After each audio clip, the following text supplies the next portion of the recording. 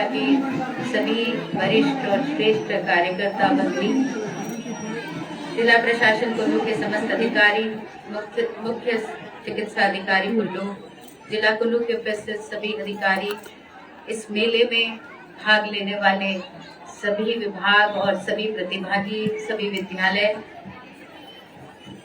और red cross के माध्यम से यहाँ पर आए हुए लाभार्थी, यहाँ की प्रबुद्ध जनता, मातृशक्ति, युवा शक्ति, सभी को मेरा और पत्रकार बंधुओं सभी को मेरा बहुत बहुत प्रणाम।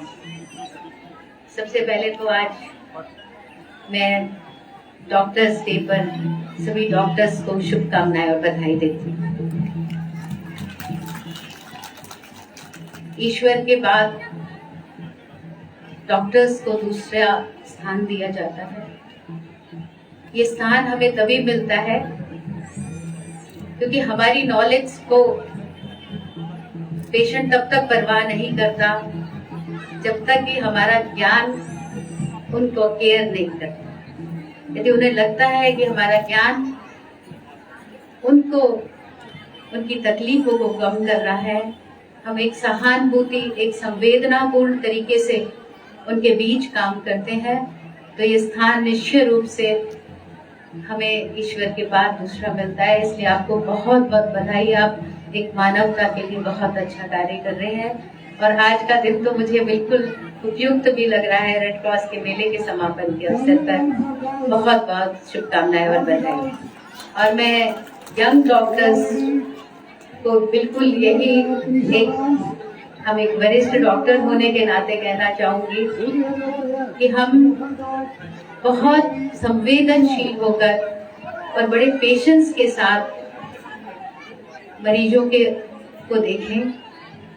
जब ये संवेदनशीलता रहेगी तो हमें लगेगा, हमें फ्रस्ट्रेशन भी नहीं होगा और हमें अपने जो ईश्वर ने इतने करोड़ों लोगों में से चुनकर हम कुछ लोगों को इस मानवता के लिए कार्य करने के लिए चुना है, तो हम निश्चित रूप से उस कार्य को अच्छे कर पाएंगे। इसलिए सभी यंग डॉक्टर से भी मेरा ये रहेगा कि आप लोग बहुत बढ़ चढ़कर अपनी नॉलेज को केयर के साथ इस्तेमाल करें। बहुत बहुत शुभकामनाएं। आज मैं इस रेड क्रॉस मेले के समापन अवसर पर भी आप सभी को बहुत बहुत शुभकामनाएं देती हूँ। अभी जिलाध्यक्ष के जिला उपायुक्त के माध्यम से यहाँ पर कुल्लू जिला में होने वाली विभिन्न कल्याणकारी योजना जो रेड क्रॉस के माध्यम से हो रही है, आप सभी को जानकारी मिली। जो आज ये नशा मुक्त केंद्र महिलाओं के लिए जो बना है, उसके लिए मैं आपको बहुत बहुत बधाई देती हूँ और ईश्वर से प्रार्थना करती हूँ कि हमें ऐसे केंद्रों को बढ़ाने की जरूरत ना पड़े। हम उससे पहले ही हम इस समाज को इस तरह से कर दें कि हमारा पूरा प्रदेश, ये जिला कुल्लू, हमारा देश नशा मुक्त हो और हमारे युवा, हमारे सभी लोग एक अच्छा अपनी सहभागिता इस देश को और समाज को आगे बढ़ाने के लिए करें। ईश्वर से ऐसी प्रार्थना करते हुए ऐसे और केंद्रों के निर्माण की आवश्यकता ना पड़े, पर जो ये कदम जो जिला कुल्लू की तरफ से उठाया गया है, ये बहुत सराहनीय है और आने वाले समय में जो इसके चुंगल में फंसे हैं उनको निकालने के लिए बहुत ही एक उपयुक्त माध्यम होगा, बहुत अच्छा कार्य होगा। और यहाँ पर मैं कुछ एक्टिविटीज जो जिला कुल्लू रेड क्रॉस के माध्यम से हम कर सकते हैं, जो स्टेट में भी कर रहे हैं। हमने कोविड के दिनों में देखा कि सब कुछ बंद था, सिर्फ एक हॉस्पिटल खुले हुए थे और हम देख रहे थे कि सभी ऑक्सीजन लेकर, सभी को ऑक्सीजन की आवश्यकता थी। तो इसलिए पिछले वर्ष ये सोचते हुए पूरे प्रदेश में कैंपेन चलाया, वो फॉरेस्ट डिपार्टमेंट के साथ मिलकर, क्योंकि वन महोत्सव का कार्यक्रम फॉरेस्ट डिपार्टमेंट करता है, तो उसमें जो रेड क्रॉस है उसका ये रहा कि वो एक दिन पूरा रेड क्रॉस उस वन महोत्सव के लिए अपना समर्पण देगा रेड क्रॉस के सभी सदस्य मिलकर और महिला मंडल और एनजीओ के माध्यम से पूरे प्रदेश वर्ग में पौधे लगाएंगे। और बहुत खुशी होती कि हम पिछले वर्ष इस ड्राइव में 1 लाख पौधे लगा पाए। इसके लिए आप सभी को बहुत बधाई, क्योंकि सभी जिलों ने इसमें बहुत अच्छा कार्य किया था। क्योंकि जब हम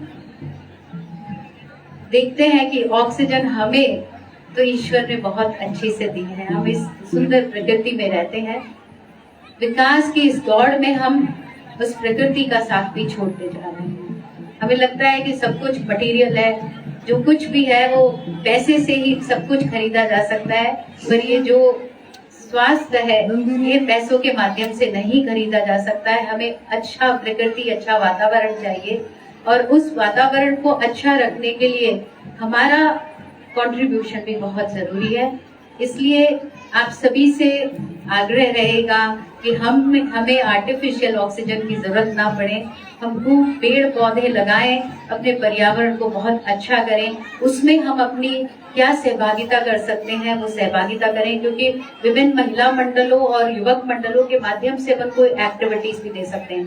क्योंकि हम देखते हैं जब युवक स्पोर्ट्स और इस तरह की एक्टिविटी के साथ सामाजिक कल्याण के कार्यों में जुड़ते हैं, तो जो ये नशे की प्रवृत्ति की तरफ में भी उनका ध्यान थोड़ा कम होता है, क्योंकि पढ़ाई का स्ट्रेस आजकल के युवाओं में बहुत ज्यादा है। और इस पढ़ाई में आगे बढ़ने की एक कंपटीशन की में माता पिता भी ये सोचते हैं कि हमने बच्चों को अच्छी शिक्षा के लिए अच्छे अवसर देना और अच्छा उनको एक वातावरण देना, इतना तक तो सोचते हैं, पर ये नहीं देख पाते जो बच्चा उस स्ट्रेस के साथ लड़ाई कर रहा है। क्योंकि उसको एक अच्छा शिक्षा देने के लिए आपको कमाने के लिए भी बाहर निकलना पड़ता है, और इसलिए हम सोचते हैं कि सिर्फ उसको सुविधा देकर हमारे कार्य की इति श्री हो गई, ऐसा नहीं है।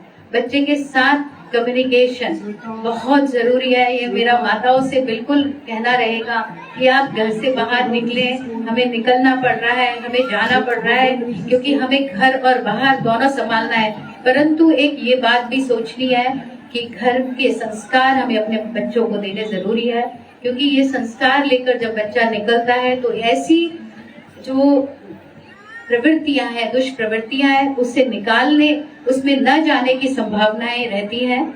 और दूसरा, यदि वो चला भी गया है तो उससे निकालने की भी संभावनाएं रहती हैं। और दूसरा मेरा आग्रह यह भी रहेगा, यदि किसी परिवार का बच्चा नशे में चला गया है तो उस परिवार को हे दृष्टि से ना देखें, क्योंकि किसी का भी बच्चा, जो बच्चे हैं वो हमारी सबकी पूंजी है, हमारी सबकी सांझी पूंजी है। इसलिए कोई भी यदि देश का एक भी बच्चा, अपने प्रदेश का, अपने समाज का एक भी बच्चा किसी गलत रास्ते पे जाता है तो सिर्फ उस परिवार की जिम्मेदारी नहीं, उस समाज की भी जिम्मेदारी है। ये सोचते हुए हमें आगे कार्य करना है। और चाहे प्रशासन कितने भी इस तरह की प्रोजेक्ट्स लेकर आएगा, पर जब तक आपकी सहभागिता नहीं होगी, जन सहभागिता के बिना कोई भी प्रोजेक्ट्स पूरे नहीं होते। अभी मुझे मुख्य चिकित्सा अधिकारी बता रहे थे कि यहाँ पर हिमकेयर में लगभग 17 करोड़ 16.69 करोड़ रुपए खर्च हुए हैं। हिमकेयर योजना से लोग जुड़े हैं। लगभग 23,125 पेशेंट्स इसमें जुड़े हैं। ऐसे ही प्रधानमंत्री जो आयुष्मान योजना है, इसमें 13.2 करोड़ खर्च हुए हैं। इसमें भी 13,116 पेशेंट्स इसमें ट्रीट हुए। ये तभी संभव हो पाया जब उन तक पहुंच हुई। हमने कोई भी योजना शुरू की, आप देखिए प्रदेश सरकार की बहुत सारी कल्याणकारी योजनाएं, और जब ये योजनाएं शुरू की विकास को देखते हुए कि विकास तो प्रदेश का करना ही है, आपको इंफ्रास्ट्रक्चर, आपको सब कुछ बनाना है, पर उसके साथ साथ संवेदनशीलता ये होनी चाहिए कि हम समाज का अंतिम व्यक्ति, हर वर्ग कैसे उसे लाभान्वित हो। इसलिए बहुत सारी योजनाएं आई हैं, उसमें हिमकेयर योजना, सहारा योजना, और कुछ योजनाएं तो मुख्यमंत्री जी के बिल्कुल दिल को छूती हुई योजनाएं हैं, जिनके लिए वो एकदम चाहते हैं कि जन सहभागिता हो। हम देखते हैं कि 20,000 से लोग सहारा योजना से जुड़े हैं। हिमकेयर योजना से लगभग 250 करोड़ हिमकेयर योजना पे खर्च हो चुका है। 2.5 लाख योजना प्रदेश भर में हिमकेयर योजना का लाभ ले रहे हैं। तो इसीलिए सभी आप लोगों से, अब यहाँ सब प्रबुद्ध जनता बैठी है, हम ग्रामीण क्षेत्रों के लिए अपने माध्यम से क्या कर सकते हैं, महिला मंडलों और युवक मंडलों को कैसे रीइंफोर्स कर सकते हैं, उनकी कैसे उनका उपयोग कैसे कर सकते हैं अपने समाज और इस प्रदेश को आगे बढ़ाने के लिए और सामाजिक कुरीतियों को दूर करने के लिए हमारी सहभागिता हमें निश्चित करनी होगी, क्योंकि उसके बिना हम ना तो विकास कर पाएंगे, ना विकास में आगे बढ़ पाएंगे। क्योंकि कुछ दुष्प्रवृत्तियों यदि हमें घेर लेगी तो नशा, उसमें हमें लगता है कि बहुत इसको यहाँ से निकालने की जरूरत है। मैं बहुत फिर से डिस्ट्रिक्ट एडमिनिस्ट्रेशन को इसके लिए बहुत शुभकामनाएं और बधाई देती हूँ, और यहाँ की पूरी डॉक्टर्स की टीम और यहाँ का जो कुल्लू का जो जिले का हॉस्पिटल है, इस इनिशिएटिव के लिए यहाँ पर विभिन्न प्रकार की जो रेड क्रॉस की भी बहुत सारी गतिविधियां चल रही हैं। हम समय समय पर उन गतिविधियों को और किस तरह से आगे बढ़ा पाए और किस तरह से हम कुछ ऐसे प्रोजेक्ट्स ला पाए कि उससे लाभान्वित हो, ये मिलकर हम प्रदेश की जो रेड क्रॉस है और डिस्ट्रिक्ट की रेड क्रॉस मिलकर इस पर काम करेगी। पर इसके लिए मेरा आप सब लोगों से आग्रह भी रहेगा कि ज्यादा से ज्यादा लोग रेड क्रॉस के सदस्य भी बने, क्योंकि एक ये एनजीओ संस्था है जो पूरी डोनेशन बेस्ड है। जब लोग देते हैं तभी हम कुछ कर पाते हैं, क्योंकि आजकल पैसों के बिना कुछ भी नहीं होता, पता है, ये सभी को पता है। कुछ देना है तो उसके लिए पैसे की आवश्यकता है। इसलिए समाज के कार्य में हम क्या दे सकते हैं, ईश्वर ने हम कुछ लोगों को इतना दिया है कि हम अपनी कल्पना भी नहीं कर सकते थे कि ऐसा हमारा जीवन होगा। यदि ईश्वर ने हमें चुना कि हमें उस दिया है तो हम क्या उसमें अपने समाज के लिए कंट्रीब्यूट कर सकते हैं। तो रेड क्रॉस के लिए ज्यादा से ज्यादा आप दान करें, ज्यादा से ज्यादा लोग मेंबर बने।